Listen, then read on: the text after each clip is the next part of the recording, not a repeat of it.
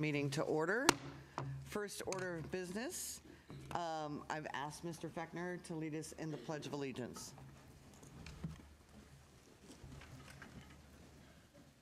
Hand over heart.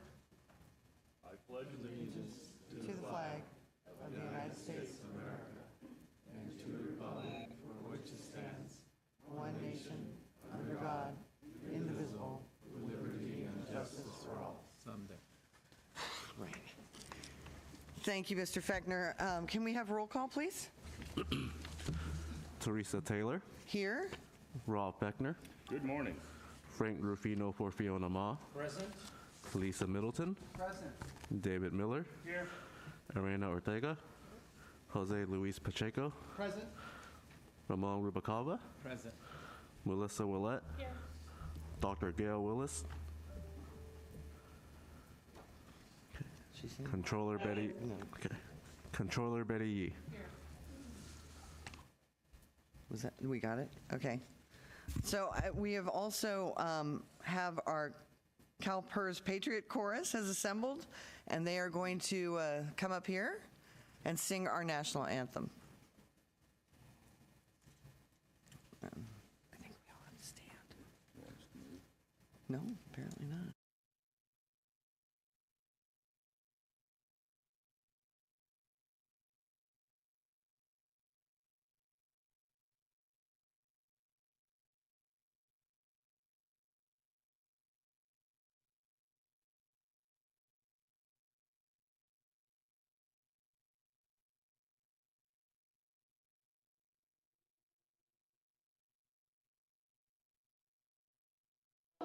Say, can you see by the dawn's early light what so proudly we hailed at the twilight's last gleaming, whose broad stripes and bright stars through the perilous fight o'er the ramparts we watched were so gallantly streaming, and the rocket's red glare, the bombs bursting in air, gave proof through the night that our flag was still there.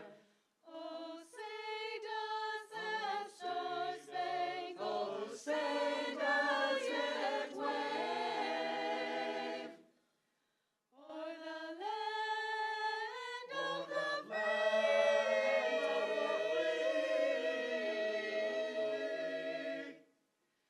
and the home of the brave.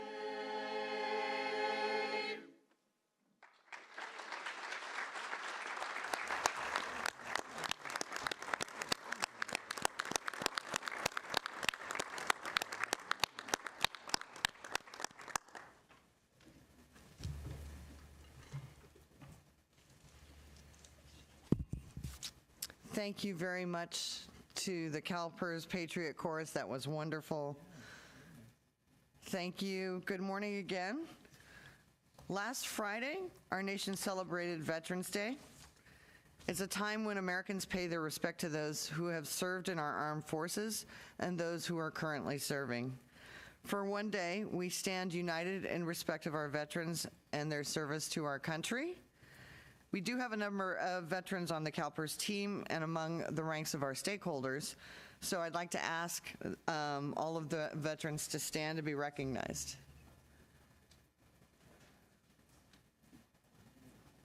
We don't have any here today? There we go. We got one. Woo. Navy boy. All right, thank you. In honor of Veterans Day, we would like to share with you a video of our Spotlight on Excellence recipient who was honored at our educational forum last week. His name is Julian Bond. He's a veteran and an administrator at the California Department of Veterans Affairs. If we could please roll the video.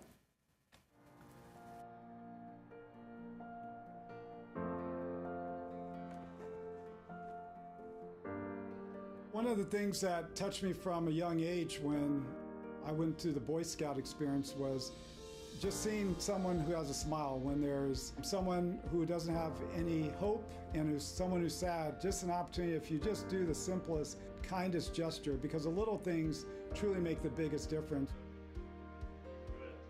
My name is Julian Bond. I'm the administrator for the California Veterans Home of Ventura, and I work for the California Department of Veterans Affairs. My sweat equity and my passion is my empathy towards constantly serving others other than myself. It has been drilled in him to put other people and their needs before his own. And he puts the residents' needs before anything. Whatever they want, he tries to make sure that we fulfill it and make them as happy as can be. His first day here, I gave him a printout of what I thought needed to be done around the home. I think there was about 25 items on that paper. In 2 weeks, he did almost 20 of them. When I was a kid, I was in the Boy Scouts. I attained the rank of Eagle Scouts. I had this strong sense of service to the community. After that, I went to college, and in college, I decided to pursue not only my degree, but also a commission in the United States Army, so I joined the Reserve Officer Training Corps program. So in 1991, I commissioned as a second lieutenant, and right after that, I went into the Army. I spent 29 years in the Army, had a chance to go to 14 different countries and serve in various different operations. So after I spent 29 years in the military, I said, you know what, I want to continue serving. I have this passion to continue public service. So I took up the challenge and came over to the California Department of Veterans Affairs. Our motto is to serve California veterans and their families. So I was appointed by Governor Newsom to serve in this position, and I took that, not only that appointment, but that oath to heart. And I believe in serving 24 hours, 7 days a week, not just with sweat equity, not just with the skill sets, but also with the compassion, empathy to serve our nation's heroes. He has an open door policy, and that's kind of an understatement.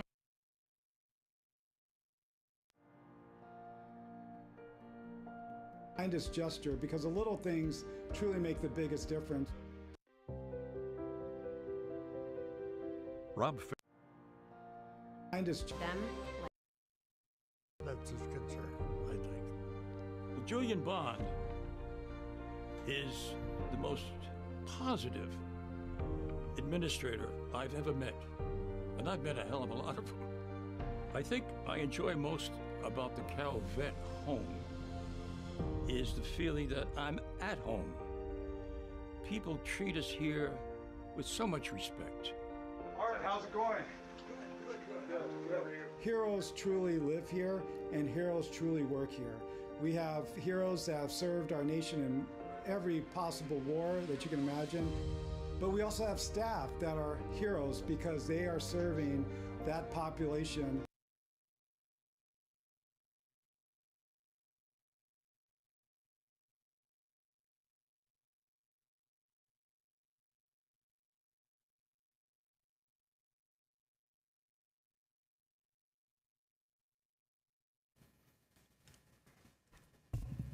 It's worth the wait. Yeah, it's really good.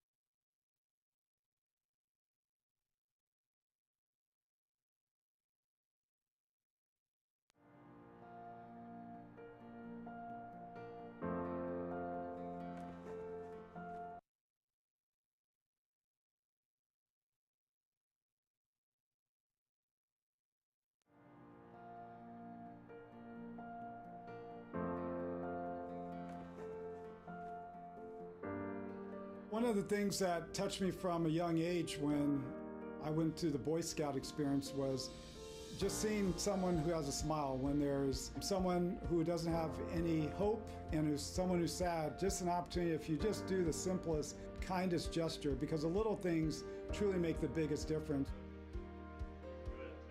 My name is Julian Bond. I'm the administrator for the California Veterans Home of Ventura, and I work for the California Department of Veterans Affairs. My sweat equity and my passion is my empathy towards constantly serving others other than myself. It has been drilled in him to put other people and their needs before his own. And he puts the residents' needs before anything. Whatever they want, he tries to make sure that we fulfill it and make them as happy as can be. His first day here, I gave him a printout of what I thought needed to be done around the home. I think there was about 25 items on that paper. In 2 weeks, he did almost 20 of them. When I was a kid, I was in the Boy Scouts. I attained the rank of Eagle Scouts. I had this strong sense of service to the community. After that, I went to college, and in college, I decided to pursue not only my degree, but also a commission in the United States Army, so I joined the Reserve Officer Training Corps program. So in 1991, I commissioned as a second lieutenant, and right after that, I went into the Army. I spent 29 years in the Army, had a chance to go to 14 different countries and serve in various different operations. So after I spent 29 years in the military, I said, you know what, I want to continue serving. I have this passion to continue public service. So I took up the challenge and came over to the California Department of Veterans Affairs. Our motto is to serve California veterans and their families. So I was appointed by Governor Newsom to serve in this position, and I took that, not only that appointment, but that oath to heart. And I believe in serving 24 hours, 7 days a week, not just with sweat equity, not just with the skill sets, but also with the compassion, empathy to serve our nation's heroes. He has an open door policy, and that's kind of an understatement. Literally any veteran, like at any time who comes in, like they can go right in there, and it's not always positive conversation. So he's able to be a great listener and also to guide them through their difficulties. The way he comes across is non-threatening. He doesn't take things personally. And any good communicator, leader, that's a quality. You don't take things personally. You listen and you sift whatever the problem is and come up with solutions. One of the most important aspects I bring, not just the administrative management, is the day-to-day encouragement of our residents. Our residents want to feel that they're relevant, and what we do here at CalVet, we make sure that every day is just another chapter in their life. They didn't stop their story when they came into our home, they started their story. It's truly where I, as a brother in arms, could serve my brothers and sisters that have served our nation. He and I get along very well. I don't believe he shows any favorites, among the residents.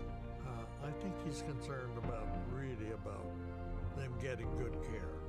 That's his concern, I think. Julian Bond is the most positive administrator I've ever met.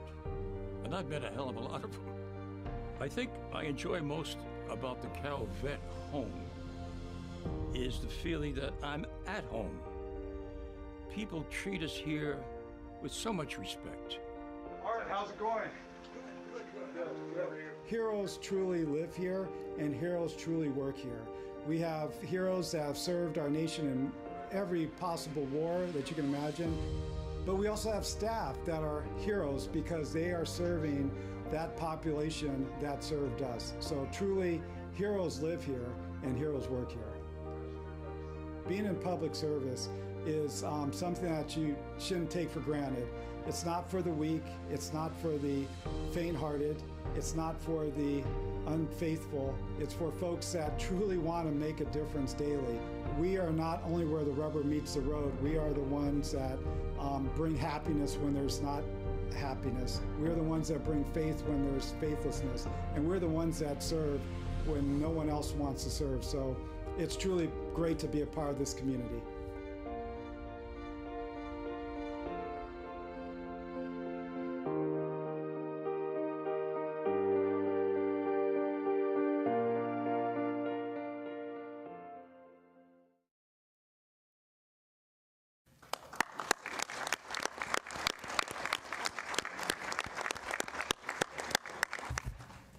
All right, that was great. It sounds especially loud.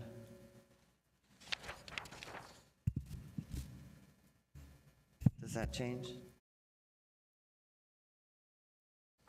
So it's a special day for the board and for the CalPERS family. And we are bidding farewell to two of our colleagues. So don't be surprised if I cry a little bit, okay?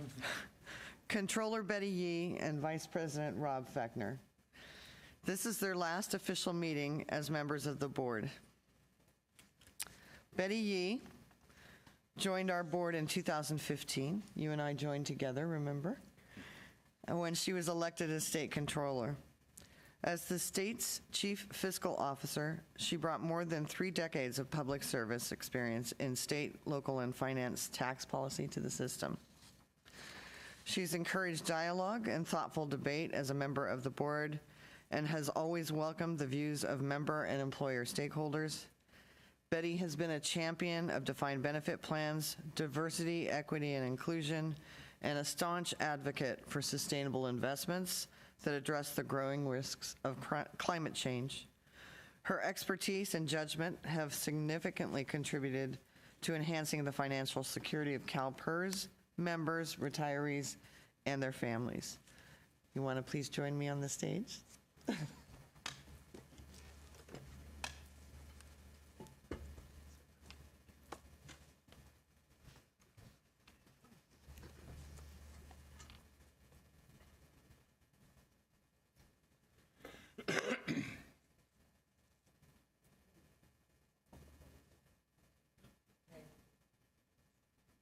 So Betty, I want to present you. I don't know if I can do both the microphone and this, so I want to present you with our resolution. Whereas Betty Yee assumed her seat on the California Public Employees Retirement System Board of Administration upon her election as state controller. And whereas she has served with distinction on the CalPERS board since January 2015, representing the citizens of California as the state's chief fiscal officer. Whereas she brought more than 3 decades of public service experience in state, local finance, and tax policy, invaluable knowledge that guided the nation's largest pension fund on, and whereas Controller Yee serves on dozens of boards, including chairing the Franchise Tax Board, my agency, the State Lands Commission, where she advocates strong action on climate change, and whereas Controller Yee was only the 10th woman in California history elected to statewide office and was reelected to a second term in 2018, and whereas she encouraged dialogue and thoughtful debate as a member of the CalPERS board and welcomed the views of member and employer stakeholders, and whereas she offered important insights on ensuring financial soundness and integrity of the system and advocated for transparency and inclusion of diverse perspectives, and whereas her experience and judgment has significantly contributed to enhancing the financial security of CalPERS members and protecting defined benefit plans. Now, therefore, be it resolved that the CalPERS Board of Administration, individually and as a body, expresses its sincere appreciation to Betty Yee for her many contributions and outstanding service to the system, and we extend our best wishes to you in the future. I'm gonna miss you.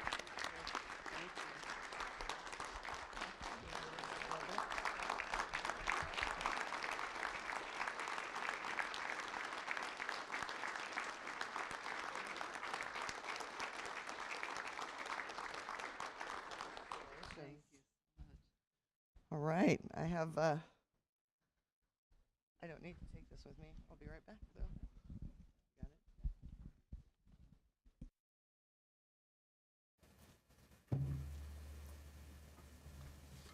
I feel like they can hear me without the microphone. Betty, you want to say a few words? We should have done that out there. You didn't have a mic, though. Easier here.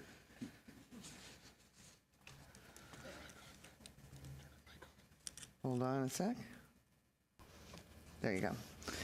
Thank you very much, President Taylor, Teresa, my friend, and to all of my colleagues on the dais. As Teresa said, I do have a seat on over 70 boards and commissions, and I can think of no higher honor than to be a member of this board, to be entrusted with the awesome responsibility of really guaranteeing the retirement security for over 2 million members and beneficiaries. So it's really been the honor of my public service. But I don't do this alone, and it's always the people you're going to miss when you finish this work. But I really do want to pay a tribute to my Deputy Controller for Investments, Lynn Paquin, and my Chief of Staff, Karen Green-Ross, who are here.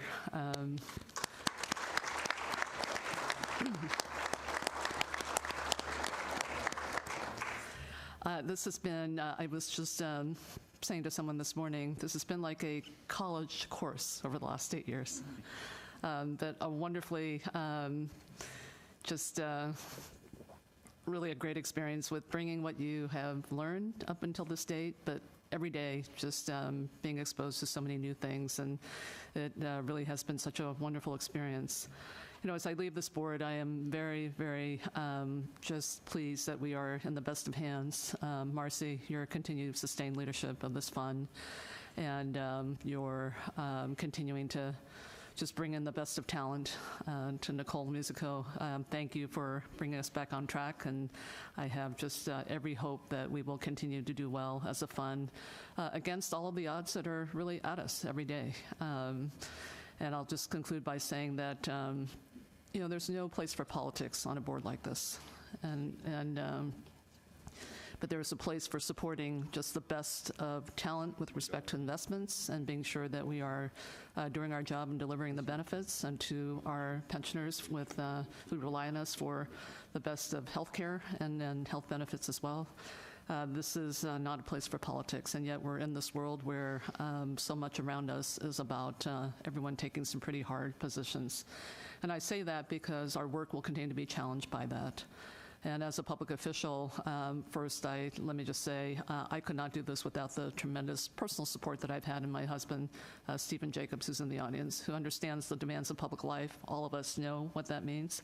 But as we continue to be attacked for the positions we take, as we continue to look at how pension funds become the place where a lot of political battles, people believe this is where they should be fought and won inappropriately.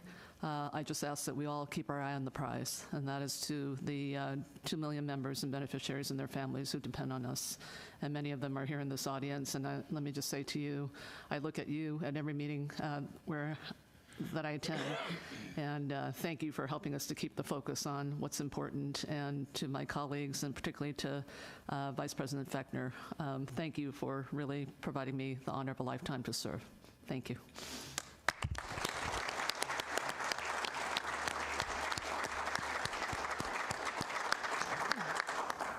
Thank you, Betty. Betty and I sort of learned together, and by happenstance of our last names, we sat next to each other often. So we were leaning over going, what was that? So it's a pleasure to have served with you. I'm going to miss you. Don't be a stranger. I may call you, too. That's okay. On behalf of the CalPERS Board of Administration, well, let's move on.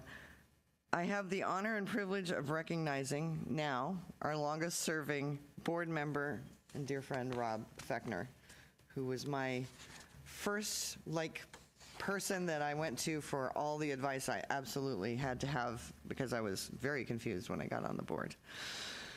Rob joined the CalPERS board in 1999 after being elected to the seat that represents the school members. He was young, you still are, employee of the Napa Valley Unified School District, where he has worked for the past 43 years. So you were 7 when you joined, right? Okay. His career and tenure on the board have included a number of leadership roles, including past president of the California School Employees Association, board president for 12 years, vice president and chair or vice chair of nearly every board committee, if not all. Quite frankly, you've been our rock here on the board, Rob, so I'm really gonna miss you. Rob has been a steady hand that has guided this system through good and challenging times, always upholding transparency, accountability, and strong ethics along the way. He's a man of few words, but when he does have something to say, he is thoughtful and wise. Rob is most known for his compassion for our members, their families, and for every hardworking public servant. Simply put, he's a kind and gentle soul. And don't forget the special power of attorney, guys.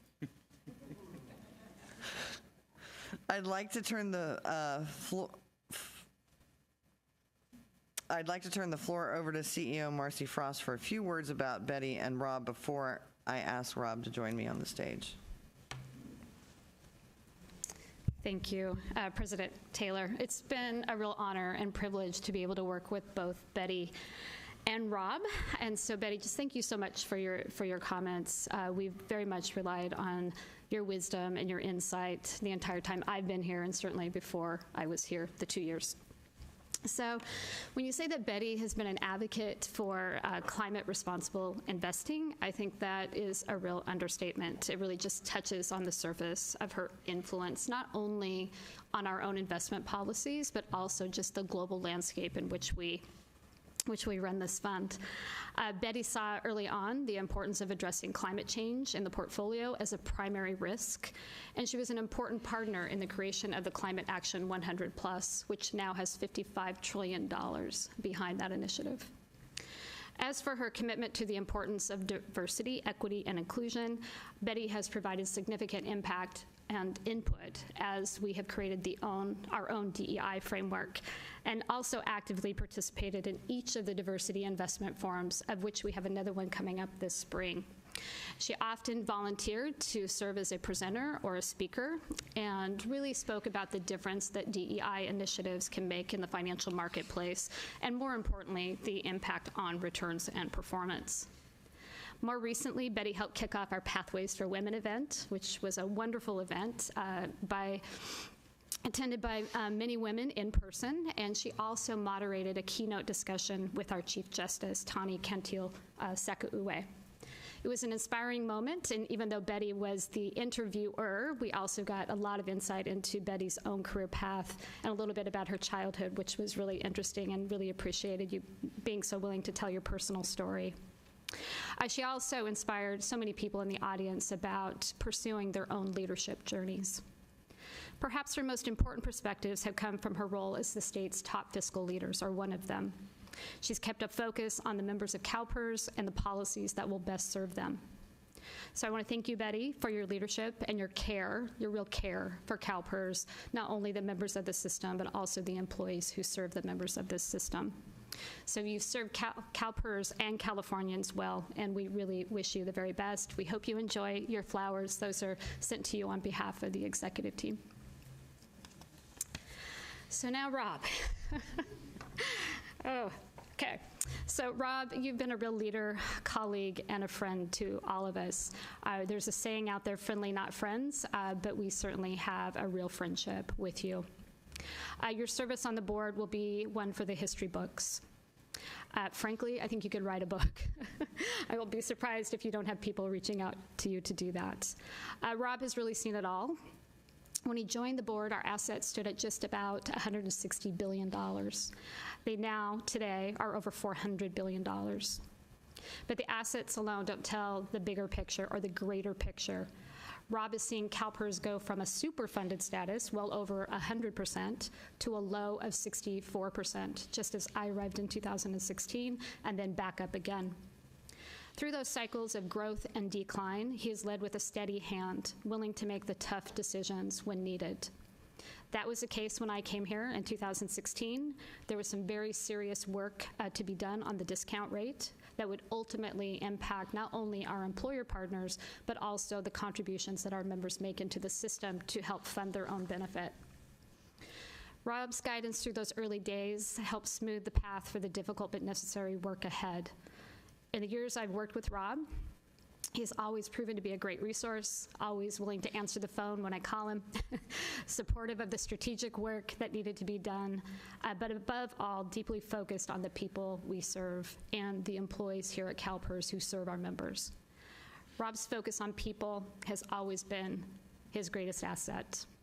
His passion for public service and the noble calling it represents will be his lasting legacy, I'm sure. So Rob, thank you for all you've done on behalf of our 2 million members, our 2,800 employees, and for your support of my CalPERS journey as well. President Taylor, back to you. Thank you, Ms. Frost. So one more time before we go on stage, I'd like to roll the tape for a few of your friends and former colleagues to describe you. Can I have the tissue box? Thank you. Rob Fechner, retiring after 24 years on the CalPERS Board of Administration, shares a belief that empowered his commitment. I think our communities are stronger by having CalPERS pensions, especially where our recipients retire to, because they're putting their pension dollars back into their communities in many, many fashions every day. And that really makes us a stronger system and a stronger state. In recognition of his service, current and former CalPERS board members and colleagues joined in a chorus of gratitude. What I have always appreciated about Rob since day one is his longstanding service. You can't come into an organization like CalPERS with all of its complexities without a resource like Rob, who has been serving as a trustee for so long and through some very rough periods of time for CalPERS as well. Rob was a very stable leader during some very volatile times. And we dealt with attacks on pensions, attempts to roll pensions back. There was a lot of personnel and other investment issues that occurred at CalPERS over the years. And one of the things that we could always rely on Rob to do was keep his eye on the ball. He never pressed the panic button. Rob is genuine. There's nothing made up about Rob. No matter who he's interacting with, you get the same man. And he understands things from the perspective of a member. He definitely understands it from the perspective of a working man. I think the one thing that I have always taken away from just being around him is the depth of knowledge. He's just like an institutional memory bank that you always want on your team. It was always Rob who would calm the room with smarts and respect and diplomacy. I think the very fact that it was Rob Fechner who navigated CalPERS through so many moments of turmoil and yet still have CalPERS maintain its dignity, its prestige, is a legacy that I feel belongs to Rob Fechner more than any other president. He was able to essentially boil every discussion down to was what's best for the member. How is the member going to benefit from the decision that this board is making today? What always impressed me most about Rob was that without fail, he put the members' best interest first. And following that, it was the well-being of CalPERS employees. I've always been impressed with him. He has this wealth of experience and knowledge and common sense, logic, and a deep understanding of what a true fiduciary duty is. He and I were at a visit dinner. The dinner was over, and there was a lot of food still left on the table. And he asked everybody, "You guys want to take this food?" And they said, "No, we're fine." So he boxed it up, and he and I were walking back to the hotel that night through a park in San Francisco. And there's a less privileged person laying in the park there, and he took this box of food to the person and says, "Excuse me, young man, I hope this makes your evening a little better." And this person says, still choked up about it, this person says, looks up with a very genuine smile. Thank you, sir. That made my night. But that was Rob. It still is today. I remember particularly stories about him going to people in the hospital who were on their deathbeds and counseling them about how they need power of attorney, and actually bringing power of attorney to them so that their families would have a pension and that they would be taken care of. Retirement will give Rob more time with his loved ones, his wife Deb, his son Carl, his grandson Charlie, and the entire family. And there will be more time now for his golfing passion, where he'll swap his Jerry Garcia neckties for an equally distinctive wardrobe. And boardroom challenges will be replaced by sand traps and water hazards. I couldn't come to speak on behalf of Rob like this, and, you know, not sharpen my pencil a little bit. I need to be prepared all the time. So that's one of his legacies. Participated in a lot of fundraisers, and one that we did every year was the Halloween fundraiser, and we always dressed up. Rob was always known for wearing crazy socks. So in honor of you today, Rob, I'm wearing some crazy socks. Among Rob's many qualities, he has an absolute understanding that the Los Angeles Dodgers are the greatest baseball team ever. I rely on him to be my right hand because I'm new, right? I'm a new board president, and I really am going to miss that, but also the camaraderie. So I think we all need to think about Rob's legacy and Rob's coaching, and you know, that at the end of whatever time you're serving on this board or you're serving in these roles, it is, did you leave it a better place? And that's really what Rob is leaving with everyone. Thank you, Rob, for your leadership and for your friendship. Rob, thank you from the bottom of my heart. Thank you, Rob. Thank you, Rob, for everything.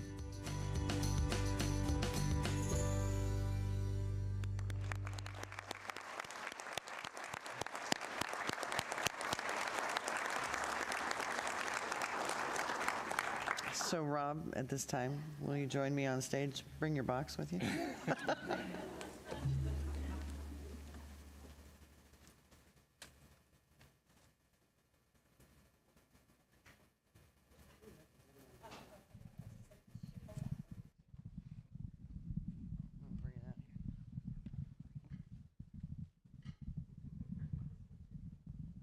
Yeah, it's hard to do both. There we go. Right. So Rob, it's my honor to present you with this resolution from the board. And I'm going to turn it around so we can all see it. Rob, I want to read this to you. Whereas Rob Fechner was elected to the California Public Employees Retirement System Board of Administration by the CalPERS school members, and whereas he has served with distinction on the CalPERS board since January of 1999 and held the title of board president for 12 years from 2005 to 2017. And whereas Mr. Fechner has guided the system through both rewarding and challenging times, including organizational changes, market pressures, and strategic policy shifts. And whereas Mr. Fechner has worked for the Napa Valley Unified School District for the past 43 years and brought his public policy and school administration skills and knowledge to his many CalPERS responsibilities. And whereas he obtained certificates from the International Foundation of Employee Benefit Plans and completed the Stanford Fiduciary College program, which expanded his investment knowledge and displayed his commitment to CalPERS. And whereas he served as president of the California School Employees Association, where he hosted seminars that educated members on the importance of designating a CalPERS special power of attorney. And whereas Mr. Fechner gained the trust of his colleagues by upholding board transparency, accountability, and strong ethics.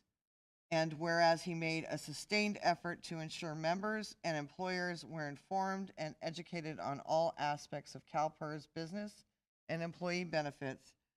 And whereas Mr. Fechner made it his mission over the years to ensure CalPERS members received access to quality health care and sustainable pension, and now therefore be it resolved, the CalPERS Board of Administration individually and as a body express its sincere appreciation to Rob Fechner for his many contributions and outstanding service to the system, and we extend our best wishes to you in your retirement in the future.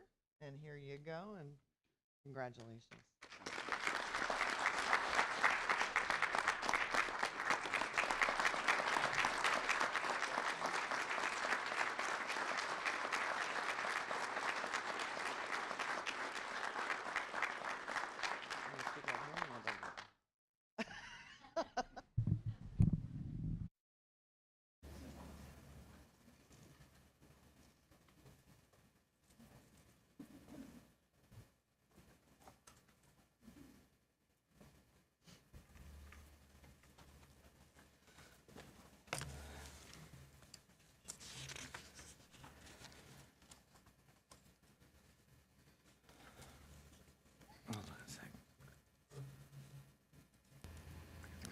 Go ahead.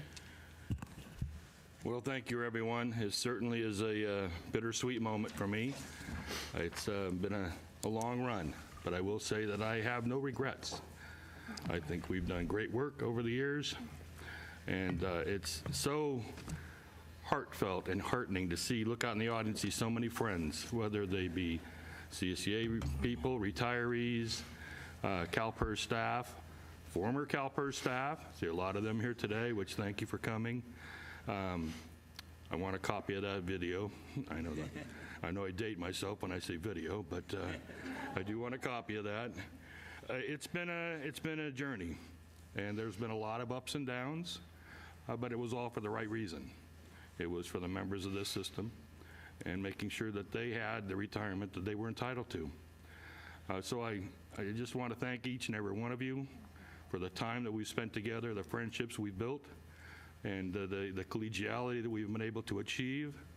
As I told the board and the exec staff the other night when we had a dinner together, that I feel comfortable in leaving because the board is in good hands with our executive team. Our staff is in good hands with this board, and our membership is in great hands with the combination of the team of this staff and this board. And I take to heart that I had a part in building that. And it's, again, it's bittersweet. I was doing pretty good today until my grandson walked in. That was a surprise, and I wasn't prepared for that. But I just want to thank all my colleagues on the board. It's been one heck of an experience, and I'm glad that to hear the comments where you have learned from me, but I too have learned from each and every board member and staff member that I've come in contact with. As someone said earlier, I don't speak a lot sometimes. It's because I've always thought that I need to listen and learn first. And that's been my mantra. And I hope to be able to, hoped I was able to share that information with other folks. And as I told the board members and Marcy, they'll all have my phone number and personal email. I'm not gonna be someone that goes away. In fact, as I told Marcy, I didn't spend 24 years helping to build this to watch it deteriorate now. So if I can offer any help or guidance, I will always be there to give my advice. Whether you take it or not is up to you. But I'm going to be there to give it. And I think any board member should do that. And if you're here for the right reasons, you should be willing to give that information and share that going forward, whether you're sitting up here or not. I want to thank my family. It was certainly been a heck of a journey for them as well. I was sitting here making a few notes. I mean, I've had 5 CEOs and 6 CIOs over the years, and nobody else can say that. So that's certainly an accomplishment amongst itself. I spent 37.5% of my life on this board, which certainly, when I put the math together, I said, wow, yeah, it probably is time. But what really brought it to light for me is when my son was 16 when I joined this board. He's now a well-established adult at 40 years of age with a lovely grandson.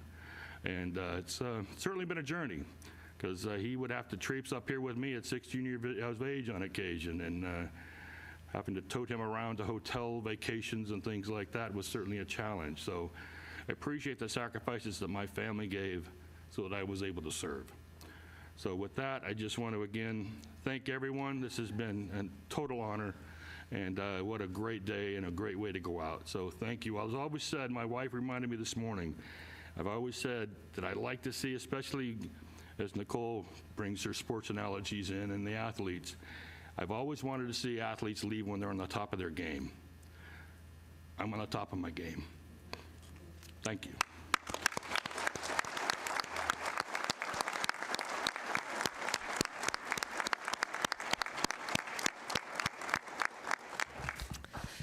Rob, you will definitely be missed. I didn't make it through this without tearing up here.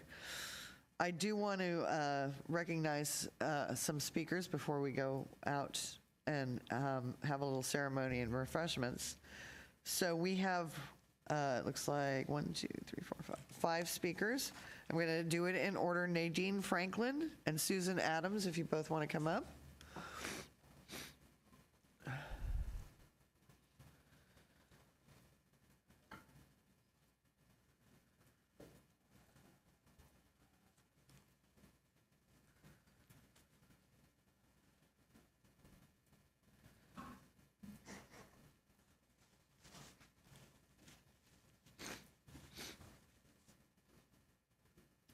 Thank you.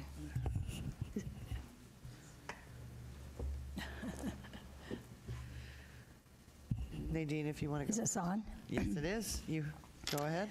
Well, so much has been said that it doesn't seem like there could be anything else, but I think there is. When you have a representative for your group, a school representative for the school members sitting on the CalPERS board, you hope that they will pay attention to you, listen to you, and do the things that they can to assist you. I worked for the California School Employees Association for many years, and the final 30 years of my career, it became a part of my job to assist our members in having an education about CalPERS. As a former classified employee, I knew that didn't take place at the workplace. So it was important for our members to know more about their retirement. And it was particularly important because a large percentage of our members don't work 8 hours a day.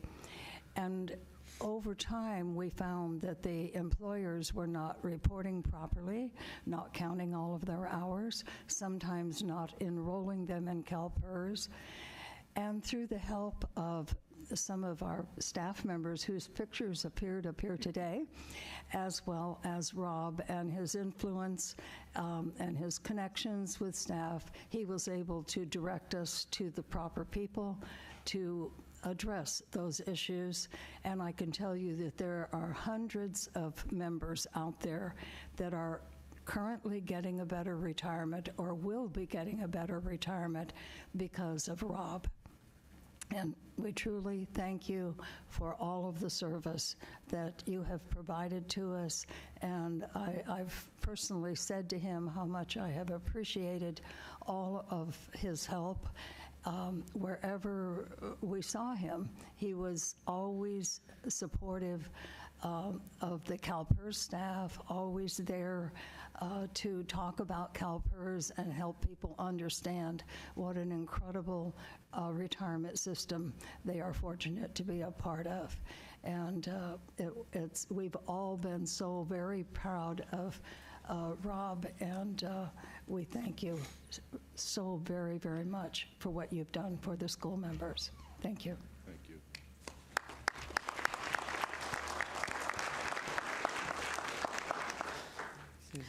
Hello, I am Susan Adams, the California School Employees Association retiree member, and I want to thank the entire board for what they do for the members. But right now I'd like to speak to Rob Fechner. Thank you, Rob. Thank you for the years that you have served to help the members on. Now I have a comfortable retirement, and that's important to me.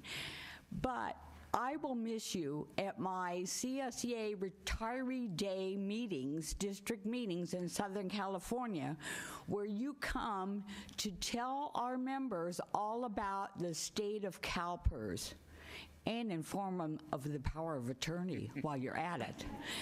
So I'm speaking for them, but I know they will miss seeing you there too and all that you have done. Thank you. Thank you, Susan.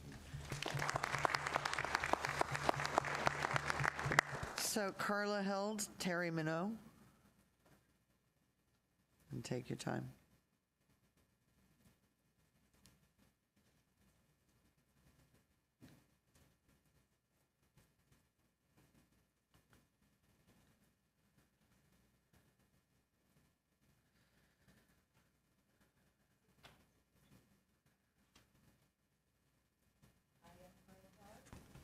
Hold on a second. There you go. Go ahead. I'm Carla Held, and I'm from California School Employees Association, and I would like to thank the board, but especially Rob Fechner, for the years you've given us and in your dedication to the members. And especially Robert and I want to thank you because he went through some difficult challenges for his retirement, and you personally helped us through that. And thank you so very much. Welcome. Thank you. Terry, go ahead. Hold on. There you go. Good morning. My name is Terry Minot, and I am also a retired member from CSEA. Rob, I am sad to see you go, but I'm happy to see you go because I know that you enjoy being a grandpa. And to the rest of the board, you all are going to have big shoes to fill because Rob has always been there for us. He has, no matter what comes up, you email him, you call him, and he has been there. He has helped so many people in so many ways. And I just want to say on a personal, I know that when I was getting ready to retire, and I went and Rob signed my papers to make it official, and my husband took them down to San Diego to the office, and they looked at it and they went, oh my goodness, we've never had a paper come through with the president. At that time you were the president, with the president's signature. And for some reason those papers went right through without a problem. Thank you, Rob. Thank you very much. And on behalf of everyone who's not here today, thank you for being there for us always. Thank you. Next, I'm going to call the last three I have.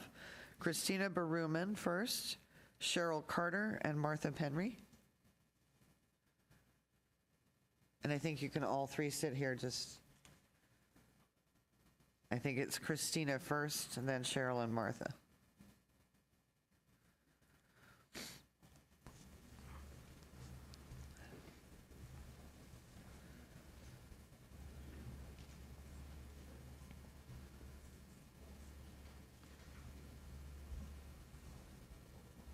Christina? Go ahead. Hello. Good morning. I have my Kleenex in case I can't make it. Me too. Good morning, board members. Good morning, audience today, and staff. My name is Christina Baruman, and I'm a proud member of the California School Employees Association. And I'm here to thank Rob Fechner for all his work and his devotion to CalPERS and to our association. And he is such a good man, a man of integrity, a man of professionalism. We are so proud that he's our past president and has sat on this board. And when I have meetings with my retirees, I always remind them about the power of attorney, and I invite him to speak at our, and you know, when you say, Rob Fechner said it's important, then they know it's important. So thank you very much for allowing me to speak today. And Betty Yee, I did vote for you.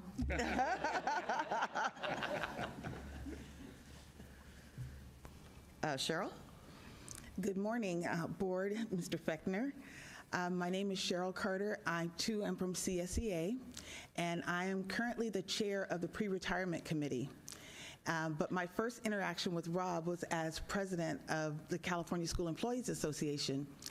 And when he left the association as president and he came over to the CalPERS board, my first thought was, good, we got somebody up there that's going to fight for us, and watch out for my money. And then when I started coming to the board meetings, I realized he wasn't just fighting for me, he was fighting for everybody. So, everybody says you want to have a dog in the fight. We had a dog in the fight for everybody. So thank you for that. I really appreciate it. And with our committee, I'm so in awe of how you make people feel so comfortable. When we go online and everybody was doing Zoom, and Zoom is so standoffish and there's no personal connection. And when he was talking about the power of attorney and the beneficiary form, he always said, email me, here's my email address, call me, here's my phone number. And I've had people reach back at me and say, is that a real number or is that a voicemail? Or is that one of those, emails that goes to staff, or does it go to him? And I said, no, it goes to him. And you always made everybody feel comfortable. You made everybody feel like I can come to you and I can talk to you, and I'm talking to CalPERS, I'm talking to CSEA. And I so much appreciate that, and I hope that I learn from that and I give the same experience to people when they interact with me. The other thing I want to say, to kind of bring it back to me, when I was growing up, I grew up in the South, and you'd go to church on Sunday, and there'd be time to take the collection, at the end of the service. And there'd be one of the deacons that stood up there, and he would say, we appreciate the kind of money that jingles, but we need the kind of money that folds. Thank you for all the hard work that all of you do, because in 1 month when I'm retired, I will appreciate the kind of money that folds. So thank you so much for everything you've done. Thank you for everything you've taught me. I hope that I'll be able to live up to what you've set forward for us, and that I will continue to remind people about their power of attorney and their beneficiary forms, and that I make you proud in the future. Thank you. Martha? Good morning. Martha Penry. I am with California School Employees Association, and I am the chair of the Retiree Unit Executive Board. I have had a cold also, so bear with me. First, I want to say, Ms. Betty Yee, thank you for your advocacy on behalf of every CalPERS pensioner, but especially for school employees. We don't make those big figures like people think we do, and without your advocacy, I don't know that I'd have the pension that I have. So I very much appreciate that, and I want to thank you. Rob Fechner became president of CSEA when I first became a board member on CSEA. And one of the things that I learned from Rob was to listen and learn, just like he does with all of you. I had a friend that worked in actuary? Yeah, actuary, thank you. And when I mentioned Rob Fechner, she said, oh, I know Rob. I said, you do? She said, yes. She said, staff and members alike know Rob Fechner. Not just the people, not just school employees, not just the retirees, but the staff. And to me, that spoke volumes, that if CalPERS staff knows who Rob is, then we're very fortunate. I want to thank Rob because you've led by example. You showed the way. You have helped to ensure that some of the strongest women in the nation lead this agency. And that gives me a very, very warm feeling to know where we're headed. I am forever indebted to you for your friendship, your kindness, and your guidance. I look forward to seeing you and having you become one of my CSEA retirees. Kevin Palke, you've got some big shoes to fill, but I know he's got this. I look forward to many continued years of friendship, Rob, and thank you so much for all of us, from all of us. Thank you.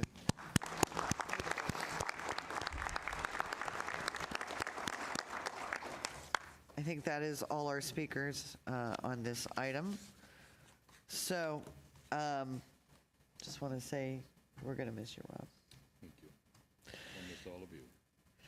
At this time, we're going to take a break from our board meeting for a special ceremony and refreshments outside our auditorium, out the door. I'll meet you guys outside and bring, I promise I'll bring him.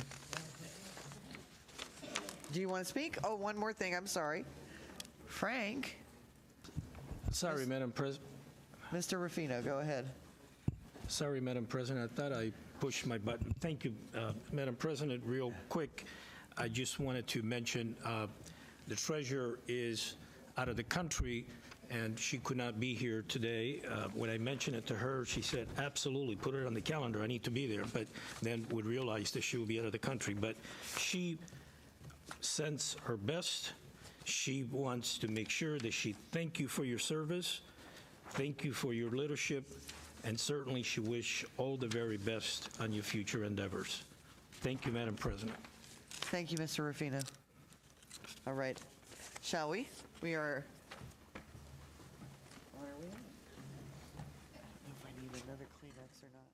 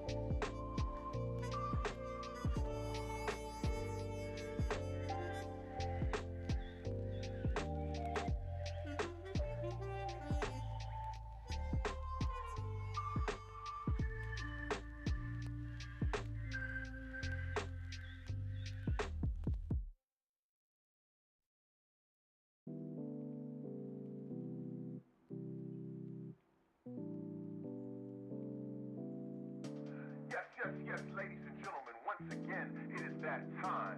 And don't act like you don't know what I mean, because every time is our time.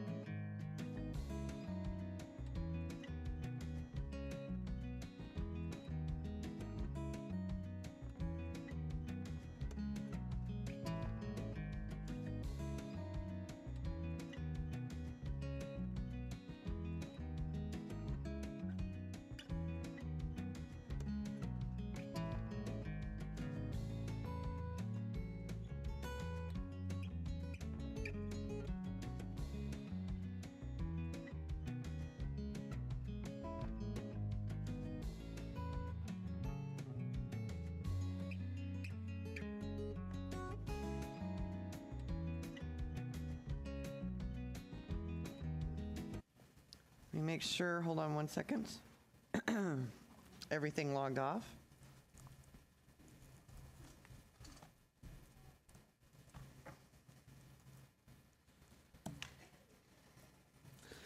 I believe that we are currently, hold on, I'm waiting for my agenda to come up.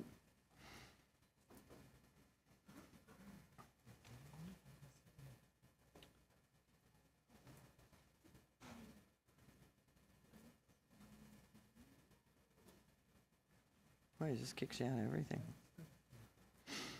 All right. So we are going to toss the ball to Ms. Frost for her Chief Executive Officer's report. All right. Thank you, and good morning again. And I hope everyone enjoyed the refreshments and the renaming of the auditorium, which we were really proud to be able to do for you, Rob. So let's continue this morning by thanking our board members who attended our annual education forum that we held just 2 weeks ago. We had more than 900 attendees, a group representing a wide variety of those who employ our CalPERS members. It was our highest attendance to date, and the feedback so far has been excellent. Just a data point on this that I know that our team tracks, 96% of the people who registered for the event actually attended the event. Wow. And when I did a poll of the room about how many people in the room was this their first in-person event, over half of the room raised their hands. So I think that tells you how important this event is to our employer representatives. So top of mind, I think for many of the attendees was a concern for the long-term sustainability of the fund and how to balance the cost of their employees' benefits with their other budgetary demands and constraints. In my conversations with our employer partners, we also had an elected official track, and I want to, again, give credit to Controller Yee for having this idea to get the elected officials together in our annual employer education forum that I think has been pretty well attended, but really important group of members of the system where we can do some more direct interaction and direct conversations. Many times their questions are quite different than what we get from some of the practitioners who are attending. I did have a chance to remind everyone that we did put employer affordability as a top risk to the system, and it is woven now into our 5-year strategic plan as well. So while we measure risks, really is at the heart of providing retirement benefits to our members, but lately it does seem that one of the biggest risks we've noticed is the risk caused by misinformation when it comes to the issue of sustainable investments. Let's look at just 2 snapshots from last week. First, we saw world leaders gather in Egypt for COP27, where the Secretary General of the United Nations delivered a sobering assessment of the global effort to address climate change. He said, and I quote, "We are in the fight of our lives and we're losing." And then we watched millions of Americans cast their votes in the midterm elections. In some cases, the campaign rhetoric not only dismissed the danger of climate change, it went so far as to mischaracterize a strategy we believe in strongly, examining the risk factors of the environment, of social inequality, and of good governance. The falsehoods about ESG risk analysis have been so widespread that I even heard them repeated at our educational forum, particularly in the elected officials track. So let's spend a few minutes educating those who are spreading these allegations. After all, what these critics want is for CalPERS to stop considering the E, the S, and the G as a risk factor, even though doing so would be contrary to our fiduciary duty, your fiduciary duty, and might put the performance of our investments in jeopardy. First, we should remind everyone what ESG actually means. It is simply a thorough analysis of the environmental, social, and governance implications of an investment opportunity. Not everyone likes that term, and we don't always use it either because it's become a bit of a political football, perhaps because it also suggests that there might be a litmus test for whether an investment is a good one or a bad one. But let's be clear. Adopting an ESG approach really is just another lens through which we identify where our risks and our opportunities would lie. And as fiduciaries, again, reminder of our fiduciary duty, it's vital that we assess risk and take advantage of opportunities that help us pay benefits. So let me share a couple of examples of how this works internally. Recently, our CalPERS investment team used the zip codes of our real estate assets to assess their climate risk based on their location. And we found a number of these properties are in coastal regions, where rising sea levels from a warming planet may bring new or increased flood dangers into focus. That's a very real risk to the investment, and it's the kind of valuable information we receive when we use the principles of ESG. Another example is in our infrastructure program, where investments in wind and solar farms have paid off. These are assets that make up more than half of a portfolio that has outperformed its benchmark over the past 5 and 10 years. And they have an additional benefit of helping transition to a sustainable energy source. We do talk a lot about sustainability. We need to know whether the monetary value of our investments are sustainable in the short term as well as the long term.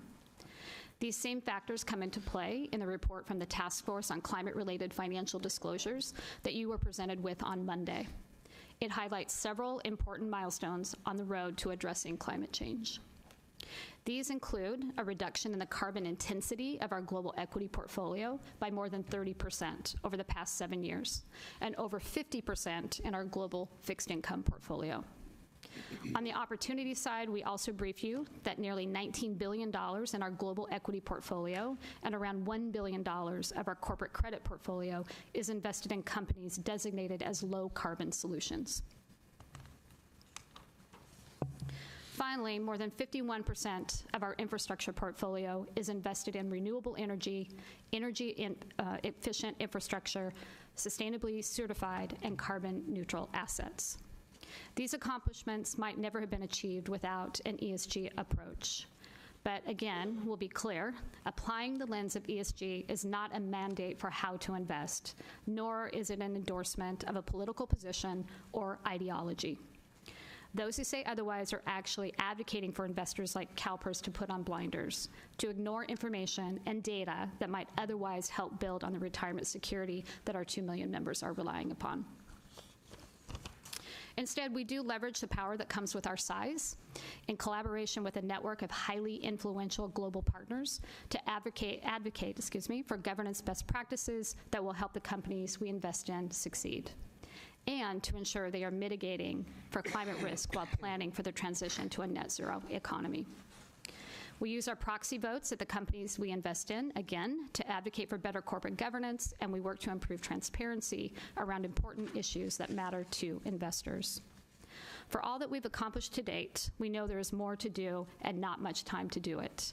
The bottom line of the of this ESG work is a need for clarity about the risk and reward potential with the companies in which we invest. Just as important is the use of consistent reporting standards across the financial marketplace to enable investors like CalPERS to make well-informed decisions. As the COP27 conference does wrap up tomorrow, countries around the world will reaffirm their pledge to help combat climate change. As they do, we expect the rhetoric around sustainable investing to come and go.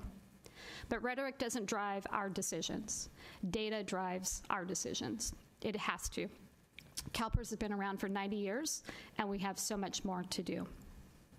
And then finally, before I conclude my report, I want to also briefly address some of the questions that we've received recently regarding concerns over investments in cryptocurrencies.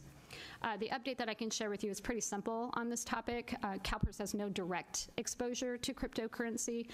We do know that there are likely some indirect exposures. That includes public equity index holdings. One example we've shared in the past couple of days has been the online platform called Coinbase, which provides for the buying and selling of cryptocurrency.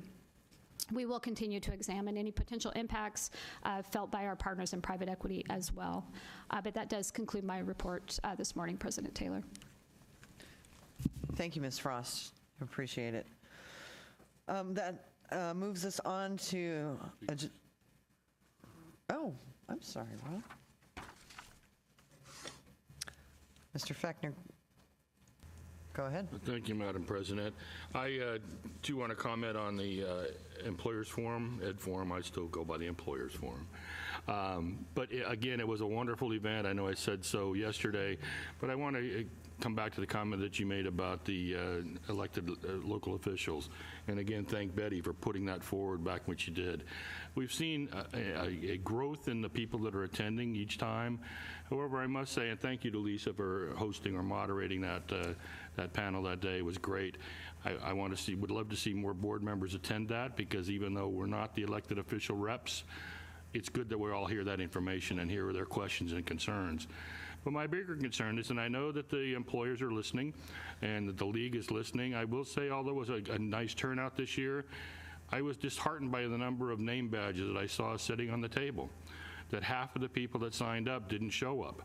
And when there are issues that are important to you, we need to hear them. And this is an opportunity and an avenue we've given them to come and share, and they didn't take advantage of it. And that disappoints me, and I hope in the future that they will come. I say we know they have concerns, and we want to hear them.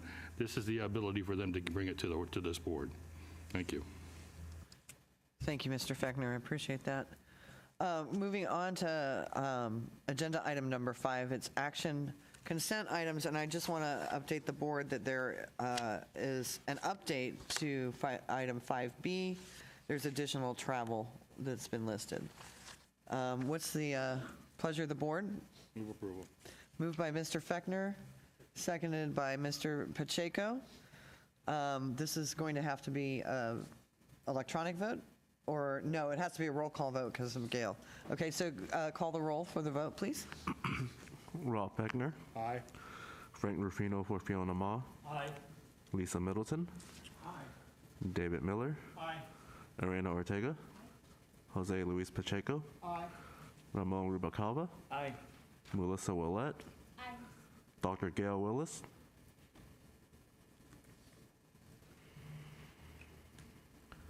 Controller Betty Yee. All right. The ayes have it. If Dr. Willis comes back, let us know. The ayes have it. Moving on to agenda item number 6, I have not received any requests to pull any items. So that moves us on to agenda item 7, which is committee reports. And for that, hold on 1 second. Oh, I have 2 of these. Yay.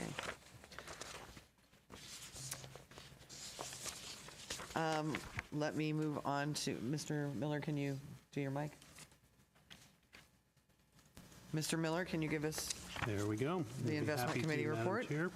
Good morning, everyone. The investment committee met on November 14th, 2022. The committee approved the following reports: revisions to the total fund policies, private asset classes, second reading, and Assembly Bill 890, Diversity in the Management of Investments 2021 through 2022 fiscal year report. The committee received reports on the following topics: CalPERS response to the Task Force on Climate-Related Financial Disclosure and Senate Bill 964, consultant review of CalPERS divestments, liquidity management, and responsible contractor policy. The committee heard public comment on the following topics: private equity investments and climate change. At this time, I would like to share some highlights of what to expect at the March Investment Committee meeting. The committee will receive reports on global real estate, sustainability benchmark, CalPERS trust level reviews, and an update on proxy voting and corporate engagement. The next meeting of the Investment Committee is scheduled for March 13th, 2023 in Sacramento, California. And that concludes my report, President Taylor. Thank you, Mr. Miller. The next committee is Pension Health Benefits Committee. Mr. Fechner. Thank you, Madam Chair. The Pension Health Benefits Committee, PHBC, met on November 15, 2022. The committee recommends and I move the board approve the following. Agenda item 5A, approve the revised proposed regulation to define limited duration employment with a 15-day public comment period, followed by submission of the final rulemaking package to the Office of Administrative Law upon conclusion of the comment period if no public comments are received. On motion by the committee, any discussion on the motion? Seeing none, all in favor, and we'll do, I guess we have to do a roll call, right? Okay, so do a roll call, please. Rob Fechner. Aye. Frank Rufino for Fiona Ma. Aye. Lisa Middleton. Aye. David Miller. Aye. Arena Ortega. Jose Luis Pacheco. Aye. Ramon Rubalcaba. Aye. Melissa Willett. Yes. Dr. Gail Willis. Where is she? Controller Aye. Betty Yee. Thank you. And you got Dr. Willis's? Okay. All right, thank you. Agenda item 5B, the California Public Employees Retirement System team recommends approving the following proposals in our preferred provider organization and health maintenance organization programs for the 2024 plan year. 1, site of care member incentive program for labs in the PPO basic plans, pharmacy mail order opt-out program in the HMOs using Optum RX pharmacy benefit, and the PPO basic plans. All right, on motion by committee. Any discussion on the motion? Hearing none. All in favor, and please call the roll, please. Rob Beckner. Aye. Frank Rufino for Fiona Ma. Aye. Lisa Middleton. Aye. David Miller. Aye. Irena Ortega. Jose Luis Pacheco. Aye. Ramon Rubalcaba. Aye. Melissa Willett. Yes. Dr. Gail Willis. Controller Betty Yee. Aye. Thank you, Ms. Willis. The committee received reports on the following topics. The committee received the 2021 CalPERS Health Benefits Program Annual Report and an overview of the Internal Revenue Code Section 415B. The committee received public comment regarding plans, building relationships with board members, ACO REACH, health insurance options for retirees, and an appreciation for the Treasurer's Office. The chair directed staff to research the possibility of charging employers a rate for employing retired annuitants into the future, continue efforts to address the IRC issues for the judges through various avenues. At this time, I would like to share some highlights of what to expect at the March 23 PHBC meeting. The committee will approve the proposed revisions to the Public Employees Medical and Hospital Care Act regulations, definition of parent-child relationships, health maintenance organization solicitation award, and the PHBC delegation, as well as review health and open enrollment results and receive a report on a retired member's cost of living. The next meeting of the PHBC is scheduled for March 14th, 2023 in Sacramento, California. Thank you, Madam Chair. Thank you, Mr. Fechner. Ms. Middleton, Finance and Administration Committee, please. All right, thank you. Finance and Administration Committee met on November 15, 2022. The committee recommends and I move the board approve the following. Agenda item 3C, approve November 2022 prospective report of solicitations, contracts, purchase orders, and letters of engagement. On motion by committee, any discussion on the motion?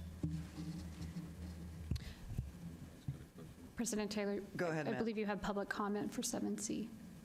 Oh, you are, I didn't have 7C, I just had 7, I thought. Oh, no, it is 7C. Mr. Jelensik. My comments actually relate to the financial reports. You may want to do this one first. Okay, so you need 7D. Okay. No, it's 7C, item D. Item D, okay. I got you. So on motion by committee, any discussion on the motion? We didn't hear any, so we do need to take the vote. Rob Beckner. Aye. Frank Rufino for Fiona Ma. Aye. Lisa Middleton. Aye. David Miller. Aye. Irena Ortega. Jose Luis Pacheco. Aye. Ramon Rubalcaba. Aye. Melissa Willett. Dr. Gail Willis. Aye. Controller Betty Yee. All right, motion carries. Is this the one, JJ? Why don't you come up anyway, so that we don't miss you? It's not going to make any difference what I say anyhow, so. JJ Jelensik, retiree. When the return of record is wrong, there is a problem. I believe in transparency and would hope that you do as well. Thank you.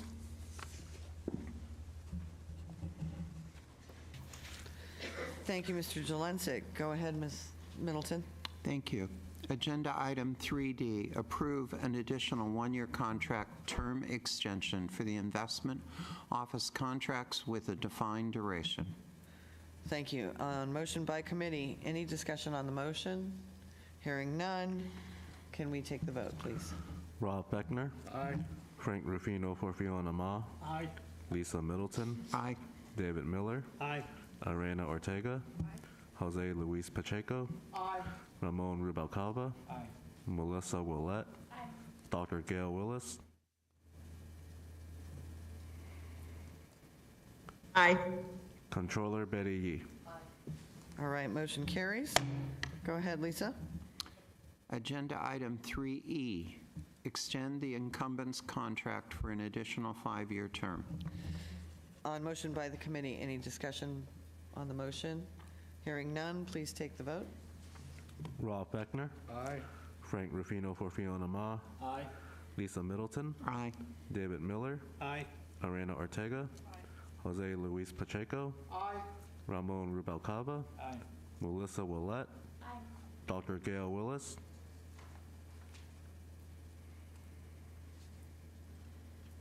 Aye. Controller Betty Yee. Thank you, motion carries. Go ahead, Ms. Middleton. Agenda item 3F, approve the revised budget policy. On motion by the committee, any discussion on the motion? Seeing none, go ahead and take the vote, please. Rob Beckner. Aye. Frank Rufino for Fiona Ma. Aye. Lisa Middleton. Aye. David Miller. Aye. Irena Ortega. Jose Luis Pacheco. Aye. Ramon Rubalcaba. Aye. Melissa Willette. Dr. Gail Willis. Aye. Controller Betty Yee. All right, thank you. Motion carries. Go ahead, Ms. Middleton. Agenda item 5A, approve a $112.1 million increase in the revised total budget of $2.185 billion. Okay, on motion by committee, any discussion on the motion? Seeing none, can we take the vote on that, please? Rob Beckner. Aye. Frank Rufino for Fiona Ma. Aye. Lisa Middleton. Aye. David Miller. Aye. Irena Ortega. Jose Luis Pacheco. Aye. Ramon Rubalcaba. Aye. Melissa Willette. Dr. Gail Willis.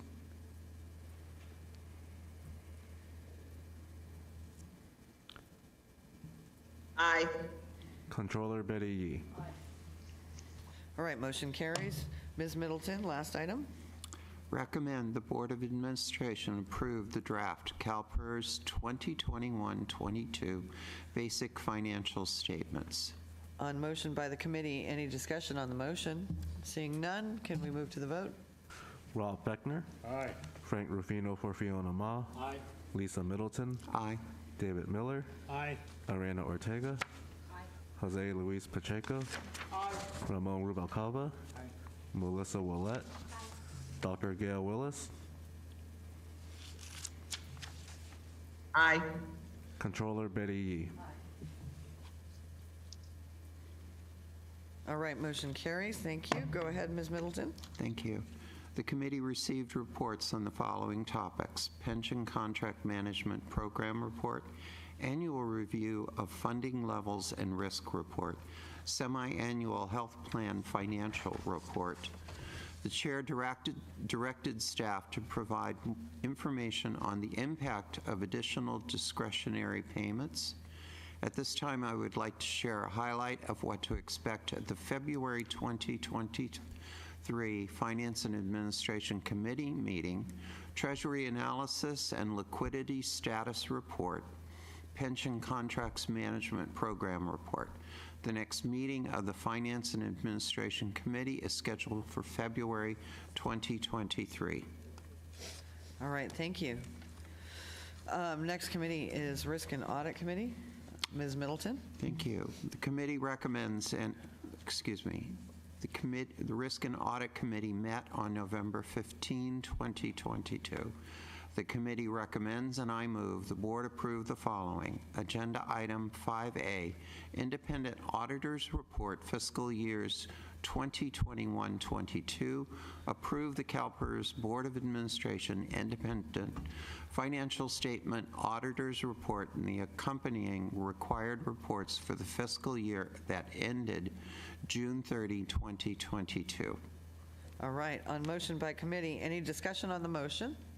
Seeing none, can we please take the vote? Rob Beckner. Aye. Frank Rufino for Fiona Ma. Aye. Lisa Middleton. Aye. David Miller. Aye. Arena Ortega. Jose Luis Pacheco. Aye. Ramon Rubalcaba. Aye. Melissa Willette. Dr. Gail Willis. Aye. Controller Betty Yee. All right, motion carries. Move on to the next. Thanks, Ms. Middleton.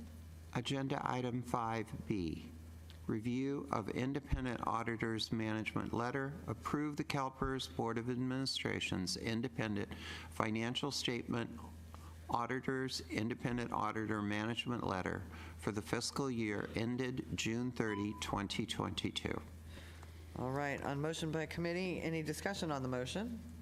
Seeing none, could we take the vote, please? Rob Beckner. Aye. Frank Rufino for Fiona Ma. Aye. Lisa Middleton. Aye. David Miller. Aye. Arena Ortega. Jose Luis Pacheco. Aye. Ramon Rubalcaba. Aye. Melissa Willette. Dr. Gail Willis. Aye. Controller Betty Yee. All right, motion carries. Thank you. Go ahead, Ms. Middleton. The committee received reports on the following topic: the Chief Compliance Officer's update on preliminary plans. At this time, I would like to share some highlights of what to expect at the February Risk and Audit Committee meeting, the 2022-23 Enterprise Compliance and Risk Management Mid-Year Plan Update. The next meeting of the Risk and Audit Committee is scheduled for February 2023 in Sacramento, California. Thank you, Madam Chair. Thank you, Ms. Middleton. Moving on, next committee is Board Governance, and for that, I'm going to recognize Vice President Fechner. Go ahead. Thank you, Madam Chair. The Board Governors Committee met on November 15th, 2022. The committee recommends and I move the board approve the following. Agenda item 4B, approve the current CEO delegation resolution as presented in the agenda item. On motion by the committee, any discussion on the motion? Hearing none, go ahead and take the vote. Rob Beckner. Aye. Frank Rufino for Fiona Ma. Aye. Lisa Middleton. Aye. David Miller. Aye. Arena Ortega. Aye. Jose Luis Pacheco. Aye. Ramon Rubalcaba. Aye.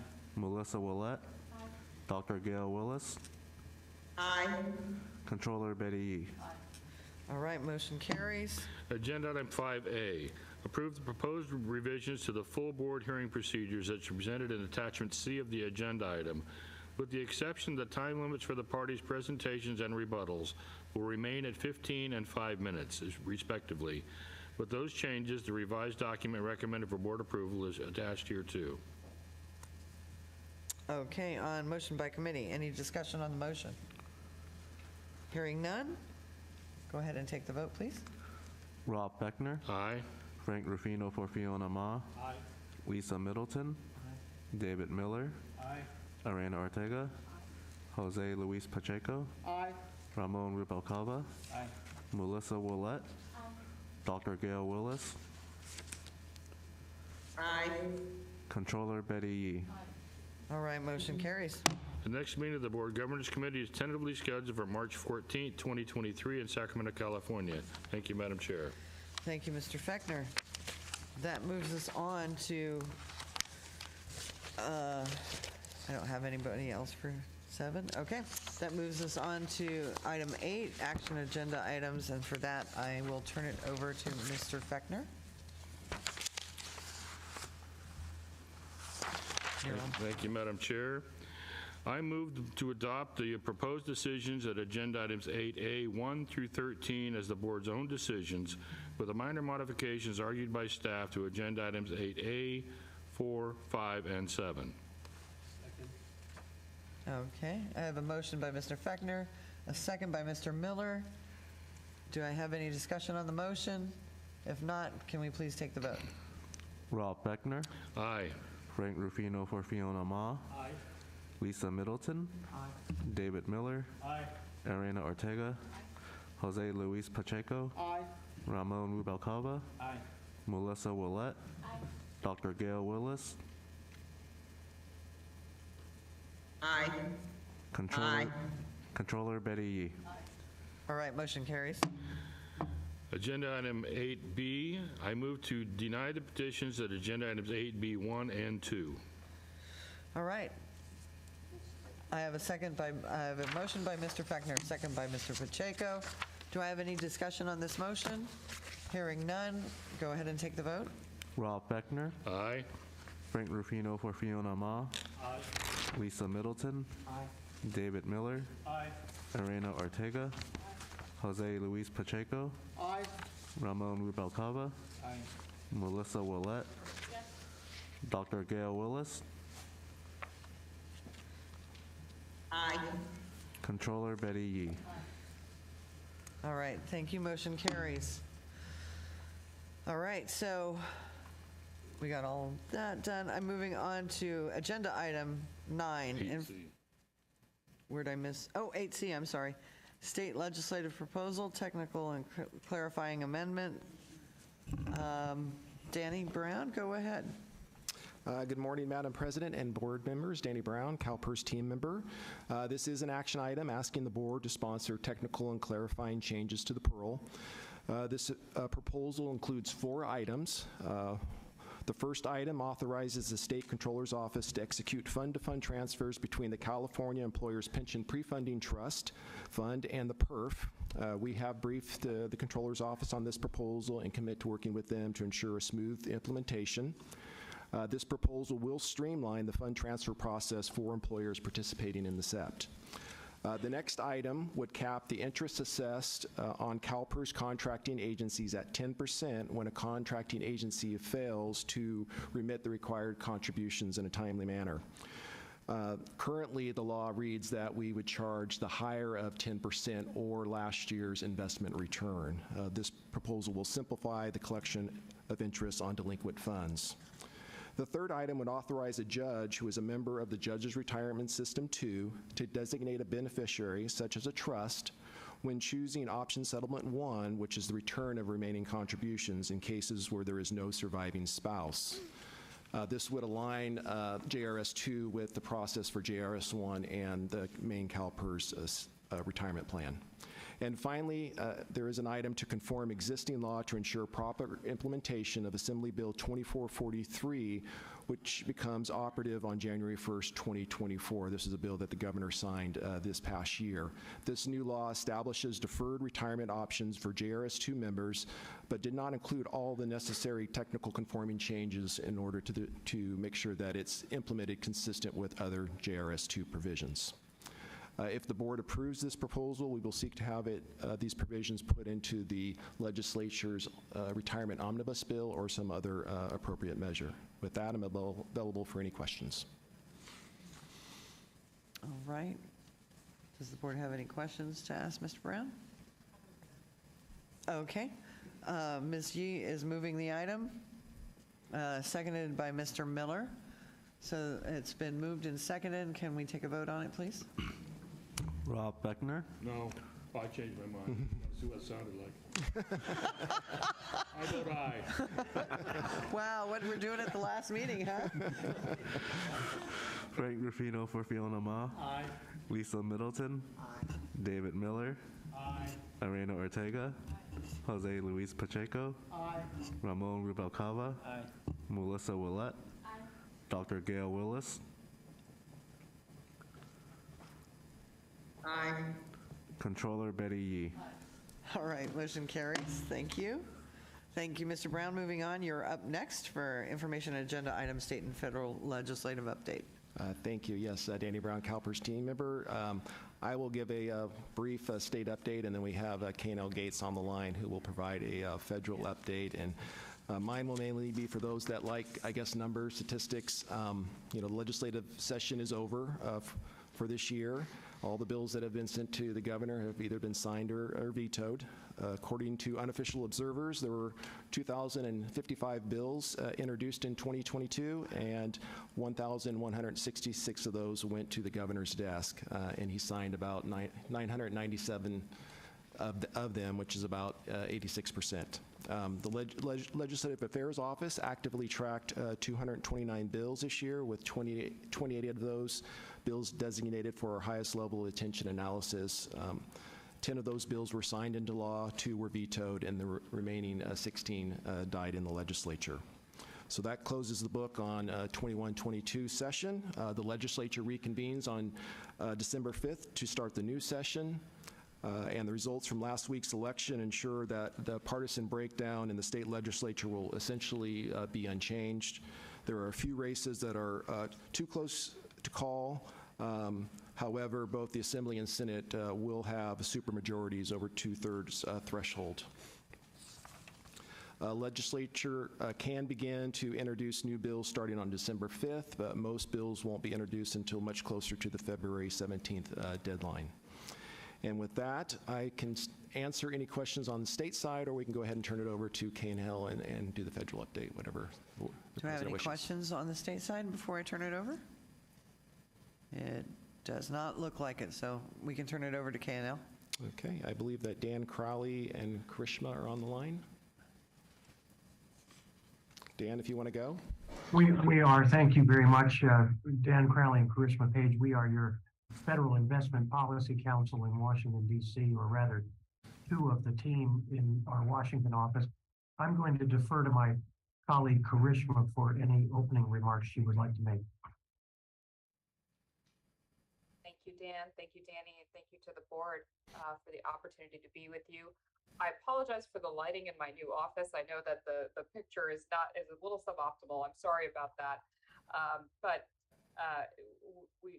we wanted to talk a bit about, as a starting point, where we are in terms of the state of play with the election. Of course, last week was election day, and I think, now, given the last couple elections, we should really call it election week. Control of the House hasn't officially been called just yet, but we do anticipate that the Republicans are positioned to take control of the House, but by a far slimmer majority than was originally anticipated. The Senate will remain in Democratic control. That was called after Senator Cortez Masto of Nevada won her race over the weekend. And there still is a runoff that will be required in Georgia between Senator Warnock and Herschel Walker.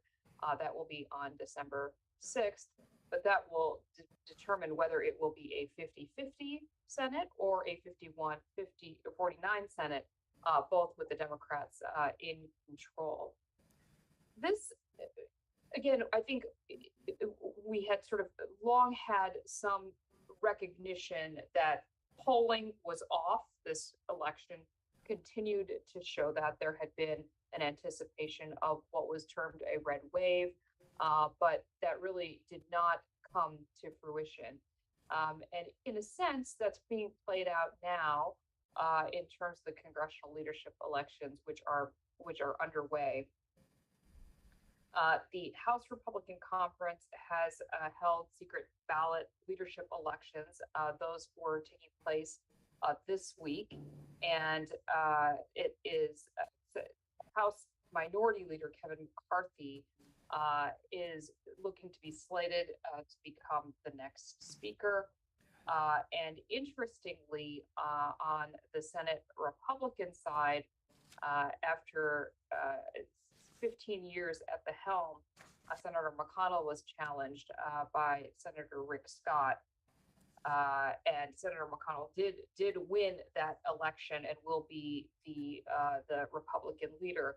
But I think what you're seeing in both the House and the Senate on the Republican side is some questions about what the next generation of leadership will look like and what it will be like to govern in a slim majority on the House side, slim minority on the Senate side, but a real sort of reflection in terms of where the party may be headed generally.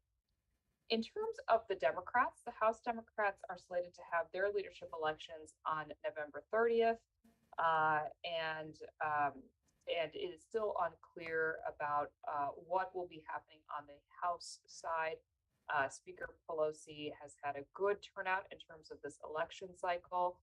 Certainly, there's a good amount of support for her continued leadership of the party, but at the same time, there have been some that have been calling for new leadership to take over on the House Democratic side. So that's still to be determined, and certainly the very challenging attack on Speaker Pelosi's home is, I think, part of the personal calculation about what she'd like to do going forward. And then on the Senate Democratic side, we do anticipate Senator Schumer continue to be in the leadership role. So those are sort of the high level atmospherics. I think just a couple comments before I turn it over to Dan, who's going to talk more specifically about the implications from a CalPERS perspective. It's often commonly said that when you have a bifurcated control of Congress or in Washington, D.C., that really means that not a whole lot is going to get done. It's going to sort of result in gridlock. And I think, our thinking right now at this juncture is that probably is true in certain respects, but in other respects, I think what we will see is a very active next 2 years. A couple reasons for that. One is that the close House and Senate majorities are really reflective of a very divided country. And the fact that the presidential election cycle started on November 9th means that we've got about 2 years of campaigning ahead of us.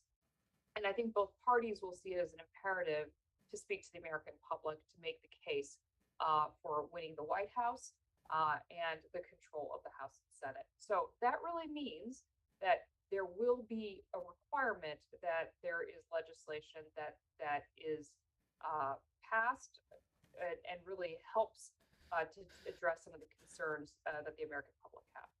The other key here is that in many ways, Congress is necessarily reactive. And there are sort of two buckets of reactivity. One is the fact that there is must-do legislation that needs to happen as we look to the lame duck. There is the federal funding bill that continues the funding of government. There is the National Defense Authorization Act.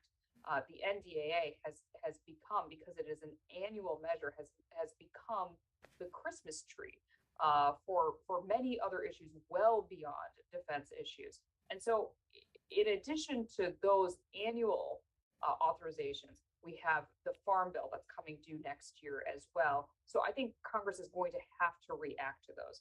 But more generally, Congress has to be reactive on a range of other issues as well. First of all, there are the economic clouds ahead. And so we do anticipate that there could be some work being done from an economic perspective. Geopolitically, the situation continues to be somewhat unstable.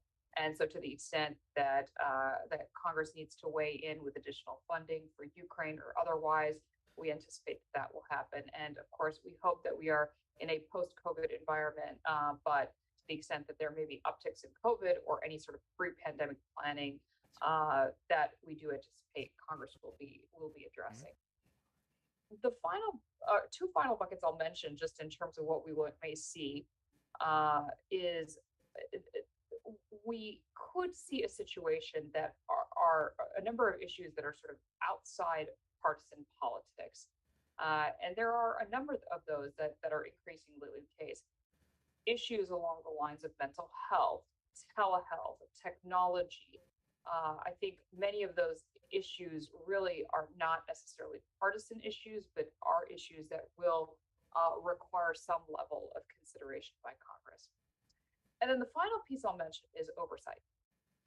And the House Republicans coming into the election cycle put out a very significant document, about a 1,000-page document outlining oversight priorities. And that, I think, is going to be reflective of the focus. There will be an eye towards the administration, the White House, but also private and public sector entities that are implicated in Congress's or in the White House's priorities or otherwise. So an example of that is we do anticipate a significant amount of oversight focus on issues such as ESG. And so I think there is a possibility that could create some risk for stakeholders as they get implicated as part of those oversight efforts. And it doesn't necessarily take just a gavel to do oversight these days, but certainly it could be something as simple as a letter or a tweet that could then go viral. So I will pause there. I think those are some of the high level atmospherics of what we may in the coming year ahead and the state of play in terms of the election. And with that, Dan, I'll turn it over to you to talk about some of the specifics from a CalPERS perspective.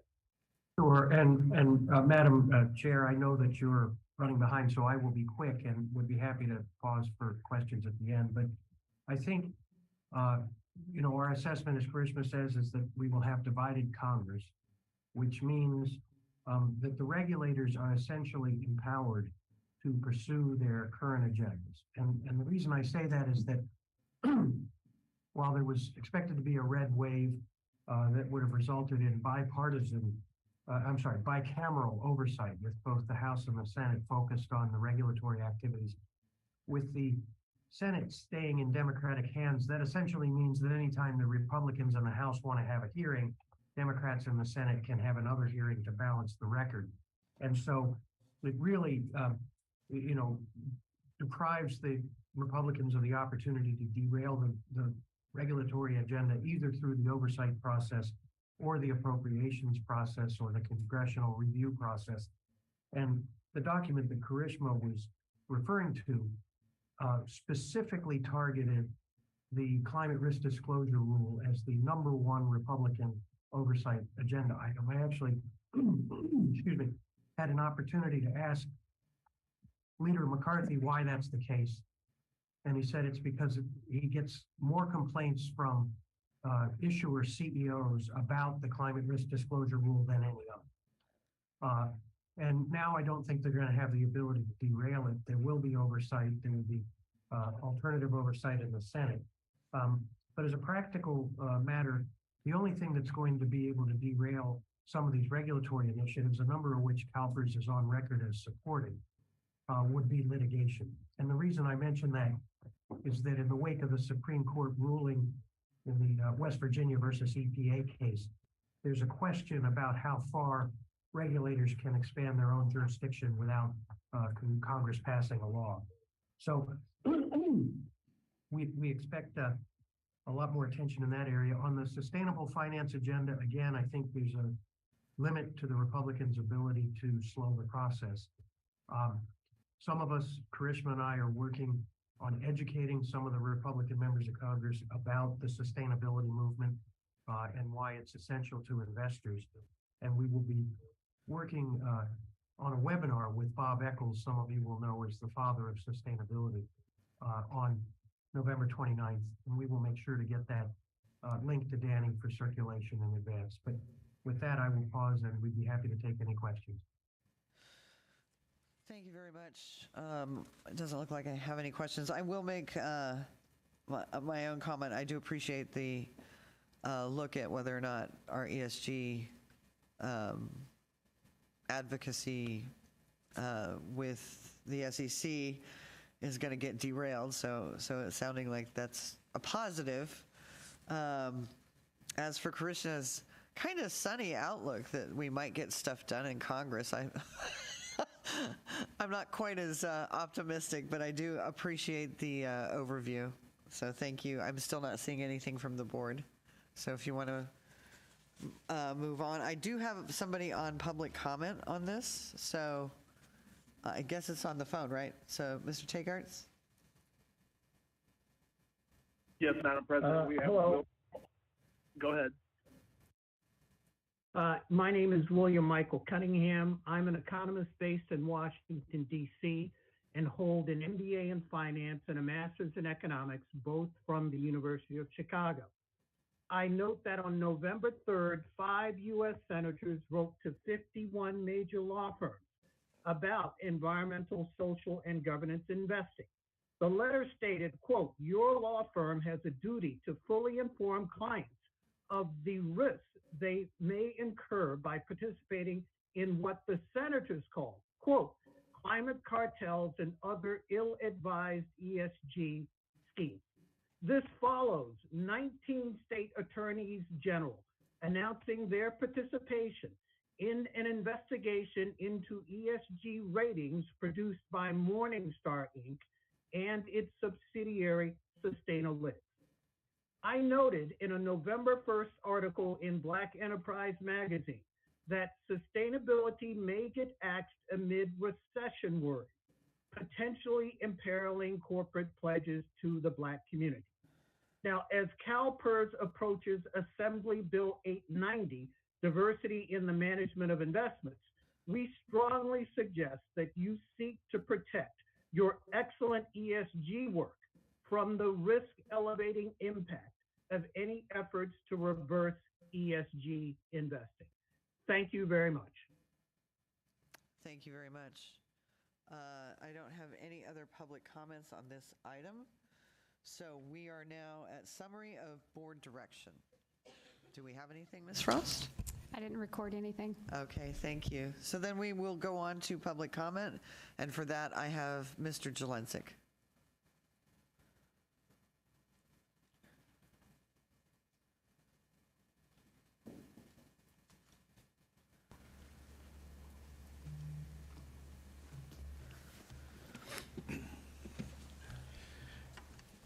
J.J. Jelensik, retiree. The election code forbids internet voting. It forbids approval in any system even connected to the internet vote. The board has decided it is not bound by the election code. The Secretary of State used to certify CalPERS elections. Since internet voting started, the Secretary of State certifies that this is what CalPERS told them the results were. The Public Employment Retirement Law permits any retiree to run for an at-large or the retiree seat. The election code requires that a candidate be a state resident. The board has decided that it is bound by the election code. I guess this is another example of the system picking and choosing what it wants to do. The reason that the state does not allow internet voting is it's too easy to hack. I acknowledge it is claimed that it is easy to hack paper ballots, especially in Arizona, but that seems to be convincing only to the true believers. An example of hacking is Ronald Harris, a retiree from Santa Clara. He received his ballot package. He went online as the system encourages. He input his PIN and last 4 digits of his Social Security, only to learn that this board or one of its agents had already voted for him and that he was not therefore eligible to vote. There is a reason the law forbids internet voting. It's too late for this election, but I encourage you to come into compliance with the law for future elections. Thank you, and Rob, enjoy the bocce ball, and Betty, I hope that you enjoy not having to raise any money for a while. Thank you. Thank you, Mr. Jelensik. I don't have any more requests to speak from the public, so I'm going to move on to agenda item 10, which is approval from the board to meet in closed session pursuant to Government Code Section 11126C 18A. Can I have a motion? It was moved by Mr. Miller, seconded by Mr. Pacheco. Can we have a vote, please, to move into closed session? I can't hear you. Oh, there is public comment on the line. All right, let's do that first, and then we'll take the vote. Mr. Takehart. Thank you, Madam President. We have Neil Johnson on the line. Go ahead, Neil. Oh, my gosh. Hello. Yeah, Teresa. Oh, my God. I want, this is Neil Johnson. I understand. I'm a retired member. I would have been there today, but my friend who was provide transportation, had a medical procedure yesterday and is unavailable. Anyway, I wanted to thank Betty for her service both on the board and as state controller, including her delegate, most notably Paul and Karen Green Ross. Betty, you've done a very good job. I didn't always agree with all your decisions, but I think you've done a good job both on the board and as controller. And finally, Mr. Fechner, who has spent nearly a quarter of a century on the board. He is the oldest serving one that I remember when he was very young, and I was following the board back around 2000. Anyway, Rob, you've done a good job. And unfortunately, let's sharpen our pencils more than we probably would like to. But anyway, you've done a good job. I hope retirement treats you well. I didn't always agree with your decisions, including your love of the Dodgers. Of course, being an Angel fan, you can't love the Dodgers. But anyway, Rob, you've done a good job. I think you, as you said, you were always level-headed. Gentlemen, you didn't necessarily say a lot, but what you did was important. And that's it. Thank you, Teresa. Bye. All right, thank you, Neil. We appreciate that. So we had the motion to adjourn. Can we take the vote, please? That was it for phone calls, right? Okay. Rob Fechner. Aye. Frank Ruffino for Fiona Ma. Aye.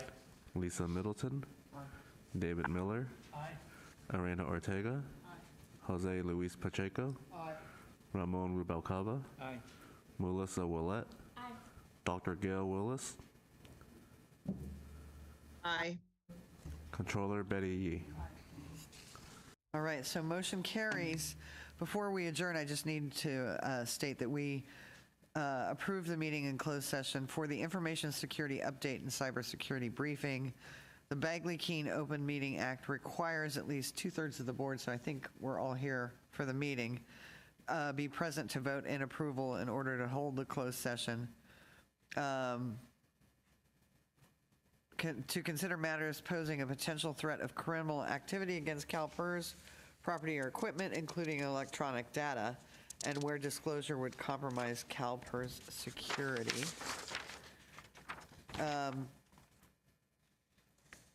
And based on our consultation with our legal office, this discussion concerning CalPERS information security, cybersecurity qualifies for this closed session exception. After the closed session, the board will briefly report out in open session that we met under this exception and if any action was taken. So thank you very much. At this point, I will adjourn the open session of the November Board of Administration. We will give 15 minutes to move into closed session. Thank you. And that's long enough so that, okay.